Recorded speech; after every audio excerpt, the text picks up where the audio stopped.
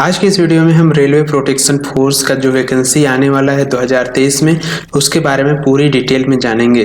जैसे कि इसका वैकेंसी कितना आने वाला है, इसके लिए एलिजिबिलिटी क्राइटेरिया क्या है, एप्लीकेशन फॉर्म कैसे भरा जाता है और एग्जाम पैटर्न क्या होगा, इसका सिलेबस और कट ऑफ क्या होने वाला है, इन सब के बारे में भी डिटेल में जानेंगे। तो चलिए वीडियो को शुरू करते हैं। सबसे पहले हमको जानना जरूरी है कि व्हाट इज आरपीएफ कांस्टेबल, यानी कि आरपीएफ कांस्टेबल क्या होता है। हम कहाँ पर उनको देखते हैं, जो रेलवे में जब यात्रा करते हैं तब। तो जब भी हम यात्रा करते हैं रेलवे में तो हम देखते हैं कि कांस्टेबल घूमते रहते हैं रेलवे के अंदर भी और स्टेशन के नीचे भी रहते हैं, जो ड्रेस में रहते हैं और उनके पास कोई वेपन तो नहीं होता है या फिर हो भी सकता है। तो वो लोग बेसिकली काम क्या करते हैं कि जो रेलवे में सामान होता है, यात्रियों का सामान होता है, उन सबको हिफाजत करते हैं ताकि चोरी ना हो और कोई भी लूटपाट ट्रेन में ना हो। इन सबको वो लोग देखते हैं और इसके कुछ मेन पॉइंट्स को हम लोग देख लेते हैं। तो आरपीएफ का फुल फॉर्म होता है रेलवे प्रोटेक्शन फोर्स और इसका ऑर्गेनाइजेशन का नाम है रेलवे प्रोटेक्शन सिक्योरिटी फोर्स। इसका एग्ज़ाम का लेवल होता है नेशनल लेवल पे, ये एग्ज़ाम होता है जो साल में एक बार होता है और एप्लीकेशन का फीस हम ऑनलाइन पेमेंट कर सकते हैं और इसका एग्ज़ाम भी ऑनलाइन ही होता है और एप्लीकेशन फीस नॉर्मली 500 रुपीज़ लिया जाता है और एग्ज़ाम का ड्यूरेशन आपको 90 मिनट्स का दिया जाता है। और आगे हम देखेंगे कि लैंग्वेज, आप किस लैंग्वेज में एग्ज़ाम दे सकते हैं।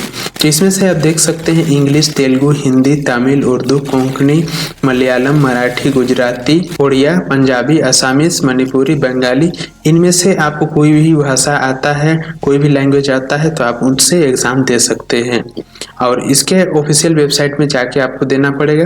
तो ऑफिशियल वेबसाइट का लिंक आपको डिस्क्रिप्शन में मिल जाएगा। अब हम जानेंगे कि आरपीएफ कांस्टेबल के लिए आपका क्या एलिजिबिलिटी होगा 2023 में जो आने वाला है नोटिफिकेशन उसमें। तो सबसे पहला चीज़ कि आपको इंडिया का सिटीजन होना जरूरी है और इसमें एज लिमिट आपको 18 से 25 के बीच में रखा गया है और एजुकेशनल क्वालिफिकेशन में आपका 10th पास होना जरूरी है। आरपीएफ कांस्टेबल एप्लीकेशन 2023 का अभी वैकेंसी नहीं आया है या फिर नोटिफिकेशन भी जारी नहीं हुआ है, इसलिए हम अभी आपको नहीं दिखा रहे हैं। लेकिन जब नोटिफिकेशन आ जाएगा और एप्लीकेशन स्टार्ट हो जाएगा तब हम इसी चैनल पे आपको उसका पूरा डिटेल में वीडियो बना के देंगे, इसलिए तब तक आप वीडियो को लाइक करके चैनल को सब्सक्राइब करके रखिएगा। आरपीएफ में अप्लाई करने के लिए आपको कौन कौन सा डॉक्यूमेंट्स का जरूरत पड़ेगा।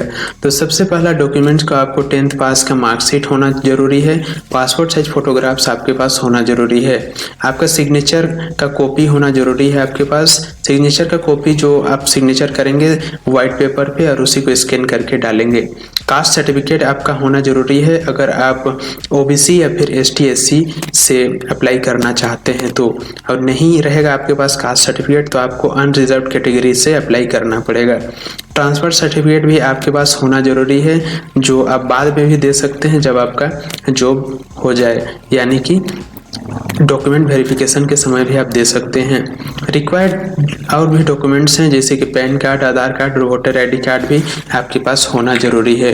और आरपीएफ कांस्टेबल का एग्जाम का फीस क्या होने वाला है इसको भी हम देख लेते हैं। तो मेल के लिए यहाँ पर जनरल और अनरिजर्व के लिए 500 रुपीज़ रखा गया है, वहीं एसटी एससी और ओबीसी के लिए 250 रुपीज़ रखा गया है। वहीं फीमेल कैंडिडेट अगर अप्लाई करते हैं तो उनको अनरिजर्व, एसटी एससी, ओबीसी इनमें से कोई भी हो उनको 250 का पेमेंट करना पड़ेगा। एग्जाम सेंटर में आप कोई भी अपना प्रेफरेंस डाल सकते हैं, जैसे आप अभी देख रहे हैं स्क्रीन पे बहुत सारा लिस्ट दिया गया है। इसमें लगभग सारा का लिस्ट दिया हुआ है, जितना भी मेन आते हैं एग्जाम देने लायक शहर उन सब का दिया गया है। तो आपके सुविधा के अनुसार आप इसमें से प्रेफरेंस सिलेक्ट करेंगे, आपका प्रेफरेंस जो पहले रहेगा उसी के आधार पर आपको एग्जाम का सेंटर दिया जाएगा। आरपीएफ कांस्टेबल के एग्जाम का पैटर्न क्या होने वाला है इसको भी अभी हम जानेंगे। तो ये 3 फेज में आपको एग्जाम लिया जाएगा, जैसे कि आप ऑनलाइन एग्जाम होगा पहला, दूसरा पीईटी होगा और पीएमटी तीनों होगा। तो आरपीएफ का pattern 1 computer based online test होगा, उसका हम देखेंगे। तो सेक्शन वाइज इधर दिया गया है और इसमें नंबर ऑफ क्वेश्चन भी दिया हुआ है। जनरल अवेयरनेस से आपको 50 क्वेश्चंस पूछे जाएंगे, अर्थमेटिक से आपको 35 क्वेश्चंस पूछे जाएंगे और वहीं पर जनरल इंटेलिजेंस एंड रीजनिंग से 35 क्वेश्चंस पूछे जाएंगे।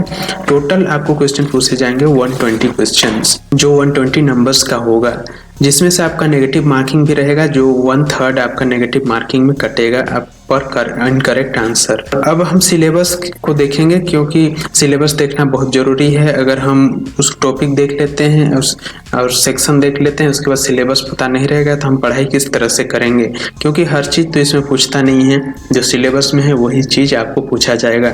सेक्शन 1 का हम लोग जैसे यहाँ पर आप देख सकते हैं जनरल अवेयरनेस है, उसमें सबसे पहला चीज़ आपको करंट अफेयर्स का तैयारी करना पड़ेगा। Awareness of events and development in society का भी आपको स्टडी करना पड़ेगा।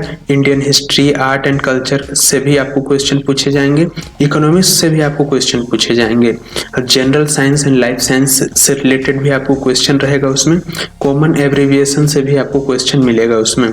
ज्योग्राफी भी आपको 10th लेवल तक का दिया जाएगा, उससे भी क्वेश्चन रहेगा और जनरल पॉलिटी और इंडियन कॉन्स्टिट्यूशन से भी क्वेश्चन रहेगा और स्पोर्ट्स से भी आपको क्वेश्चन पूछे जाएंगे। Environment issues concerning India and world at large, इससे भी आपको क्वेश्चन रहेगा और कॉमन एब्रिविएशन से भी कुछ क्वेश्चंस आपको देखने को मिलेगा उसमें। Technological development including space and nuclear program जो इंडिया में होते रहता है या फिर वर्ल्ड में होते रहता है, उससे रिलेटेड भी आपको क्वेश्चन पूछे जाएंगे, इसलिए इन सब के बारे में भी तैयारी करके रहिएगा। और वहीं पर हम सेक्शन 2 में अर्थमेटिक सिलेबस को देखें तो इसमें से एवरेजेस आपको पढ़ना पड़ेगा, इंटरेस्ट पढ़ना पड़ेगा, प्रॉफिट एंड लॉस भी पढ़ना पड़ेगा, रेशियो एंड प्रोपोर्शंस भी आपको पढ़ना पड़ेगा, percentage, whole number, decimal and fraction भी देखना पड़ेगा।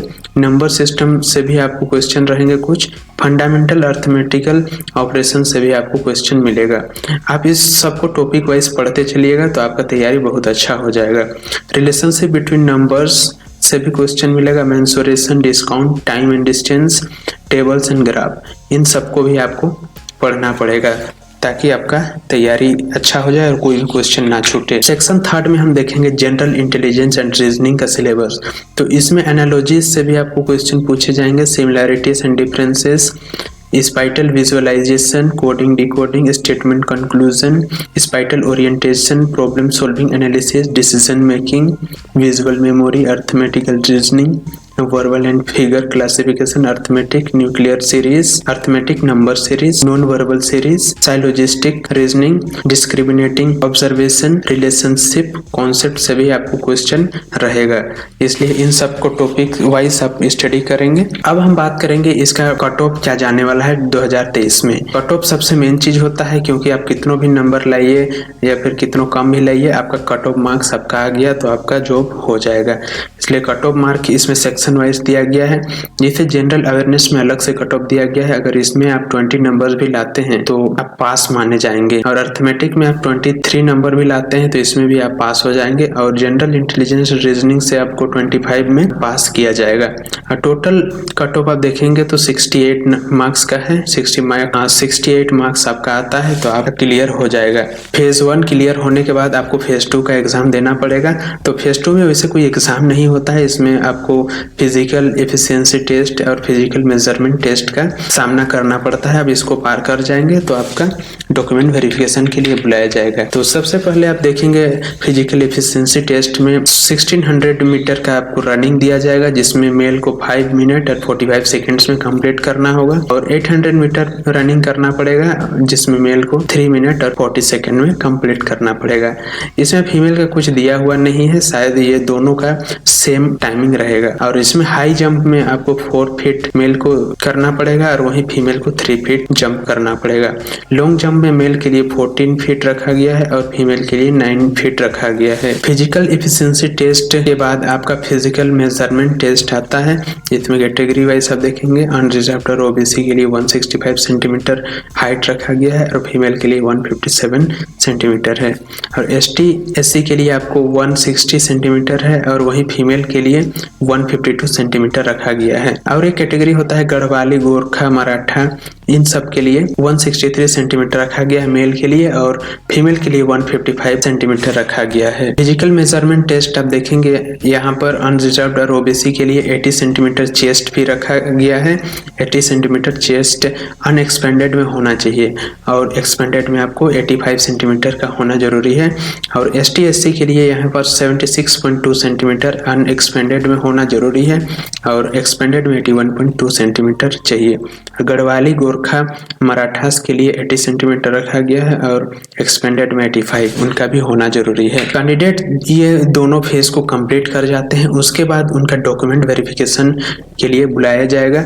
जो ये दोनों फेज में कंप्लीट है पूरी तरह से, उनको बुलाया जाएगा, जिसमें उनका बेसिकली चेक किया जाएगा 10th का मार्कशीट ओरिजिनल यहाँ पर देखा जाएगा, प्रूफ ऑफ एज में देखा जाएगा, कोई भी आधार कार्ड, पैन कार्ड और स्कूल का सर्टिफिकेट भी आप दिखा सकते हैं, लेकिन आधार कार्ड आपके लिए मैंडेटरी रहेगा वहाँ। और कास्ट सर्टिफिकेट आपका होना जरूरी है, क्यों अगर आप रिजर्वेशन का बेनिफिट लेना चाहते हैं तो। ट्रांसफर सर्टिफिकेट अभी आपका होना जरूरी है, वो भी ओरिजिनल फोटोकॉपी से काम नहीं चलेगा, आपको ओरिजिनल लेना पड़ेगा। अब जो भी क्लास में भी स्टडी कर रहे हैं, जो भी कॉलेज यूनिवर्सिटी में है, वहाँ से आपको निकाल के लाना पड़ेगा।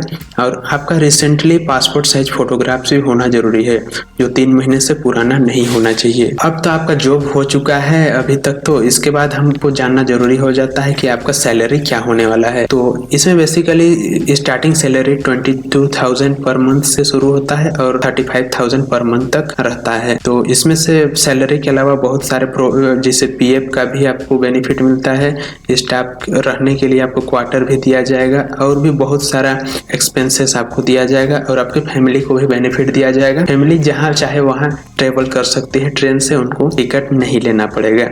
और जॉब आपका कंप्लीट हो जाता है उसके बाद आपको पेंशन भी दिया जाएगा, और भी बहुत सारे बेनिफिट हैं जो आपको समय के आधार पर मिलते रहेंगे। We hope you liked this video. We will meet in the next video. Till that time subscribe the channel. Thank you.